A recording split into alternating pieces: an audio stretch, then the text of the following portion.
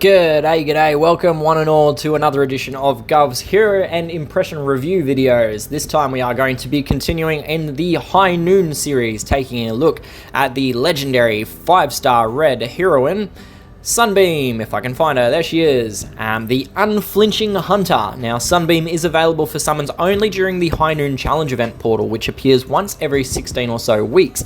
It is once every 16 weeks because it is on rotation with the other 3 challenge events, so it is one of 4 events, and these events appear once every 4 weeks, so 1 of 4, and 1 of 4 is 1 in 16 weeks. Sunbeam was added to the game about 2 years after the original High Noon release. She was added to the family in the portal in April of 2022 alongside Doc Colton and the 3-star hero Blaze. Now, her artwork does feature a lot of the Native American Sacagawea style tropes, so I'll just flick over to my roster and pull up her full artwork. So there we have it. So Sacagawea, Lewis and Clark expedition into Louisiana territory. That's sort of what we're picking up in terms of the vibes, or what I'm getting anyway. Little bit of an interesting situation, I guess. So we've got the big rifle, and then it's got like a case that it goes into. Not sure on necessarily historical accuracy of that, but no, I suppose it would be pretty accurate for the time. They had long guns and all of that. But yeah, so that's sort of what we can see in terms of her artwork. Heading back over to the portal to grab her her family bonus. So she is a member of the High Noon family, which means that Sunbeam has a 10% chance to trigger the Duel at Dawn family bonus, which will deal 150% damage to all enemies who have a pre-existing accuracy debuff on them. It will also apply a minus 44% accuracy debuff to all enemies for a further 3 turns.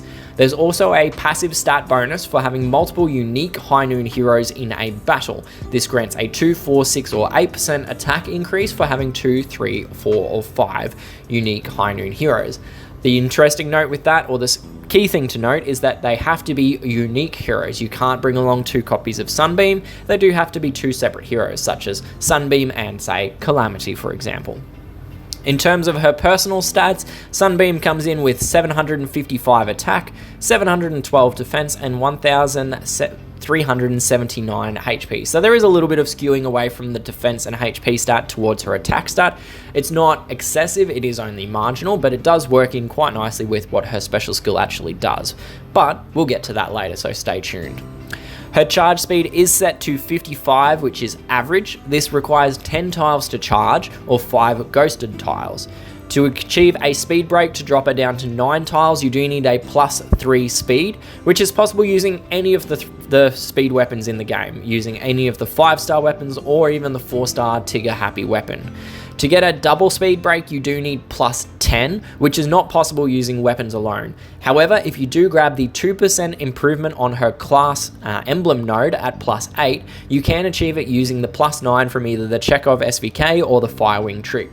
So if you get plus 9 speed weapon and the 2% class talent speed improvement, you do get over that line and get a double speed break down to 8 tiles to charge. On the topic of her class, Sunbeam is a member of the Sharpshooter class, which grants the hero the chance to bypass all defensive buffs, including counterattack, on the target or targeted enemies. It is a pretty useful talent for negating the damage reducing buffs or defense buffs, and can also affect the ability for her to pierce counterattack.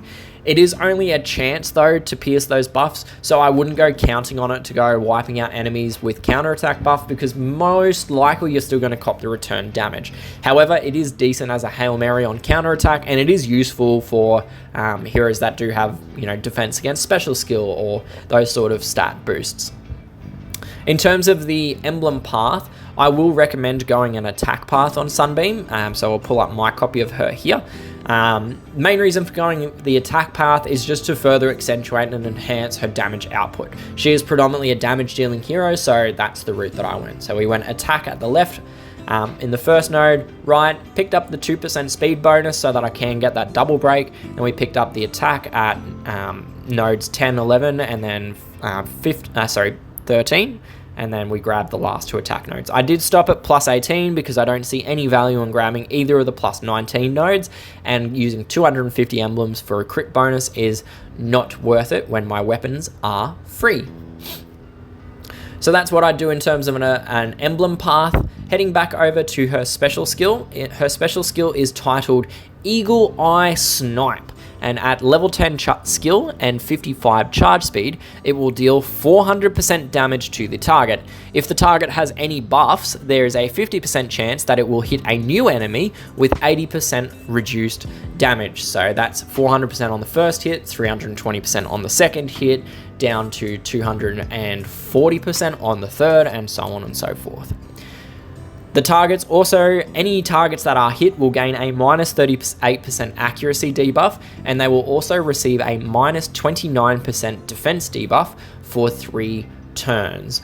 So having a look at that special skill, if we break it down a little bit and start with the attack damage or her damage output, I've found that the easiest way to compare heroes in terms of their damage is actually not to try to calculate damage, because there's too many variables that go into it, but if we look at it in her attack power. So attack power is a metric where you take the attack stat of a hero and multiply it by the percentage listed in their special skill.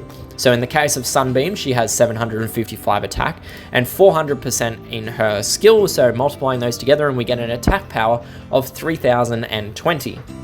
In order to normalize it and be able to compare to heroes of different speeds, charge speeds, I do divide it then by the number of tiles required to charge. So in the case of Sunbeam, this is 10 tiles, so that drops it to an attack power per tile of 302.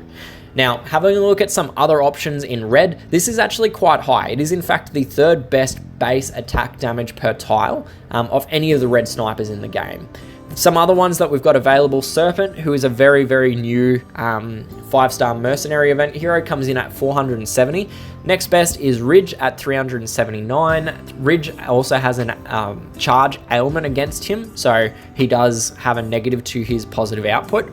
Renegade, who's a recent hero of the month, 372. And then we've got Sunbeam coming at 302. Some other interesting ones of note, you've got Wildcat, one of the vanilla heroes, comes in at 222. Glitch, who's a Season 2 hero, is 281. All the way down the bottom is Coney from the Spring Tech event, coming in at 146. So there are 17 available red snipers in the game, and Sunbeam comes in at number 4. Another thing that's worth noting is that bounce damage. So if Sunbeam does get that bonus damage where it targets a second enemy, if we take that 400% base damage and 320% damage to the next target, that actually raises her attack power quite considerably. Now, in this instance, because they are separate damage calculations, it's not quite exactly the same as just adding the two percentages together and then coming out with a new attack power, but it's roughly translatable. So in the case of Sunbeam, she does come out with a combined attack power of 5,436, or an attack power per tile of 544. You can further increase this if it attacks someone else with a buff, and it can go up by another 240%, and then it can go up further and further until you can potentially hit 5 enemies for a huge amount of total damage output. So overall, Sunbeam is a very, very good attacking hero. Very, very good, and it is free additional damage. You're not having to charge her skill a second time to fire a second time. So very, very, very good attacking hero in and of itself. If you have a look at the other two elements of her skill, you've got the application of an accuracy ailment and also a defense ailment to all enemies who end up being hit for negative 38 and negative 29% respectively. Like Vasquez, there is some pretty good synergy between Sunbeam and the Duel at Dawn family bonus, because there is the chance that you can apply that blind ailment from Sunbeam on multiple enemies. And then, if the Duel at Dawn triggers, those enemies then cop an additional 150% damage on top of that. So this is on top of the already huge direct damage that Sunbeam is doing. There is the chance that you're going to apply an extra 150% damage to those hit enemies again. The defense debuff, it is percent based, which is the better form because it will scale further when you bring in weapons and emblems and power creep. Whereas the static version, it's just that, it's static. So negative 29% is one of the lower defense debuffs, and it's only barely above the base debuff that Blockbuster gives, which is a permanent ailment.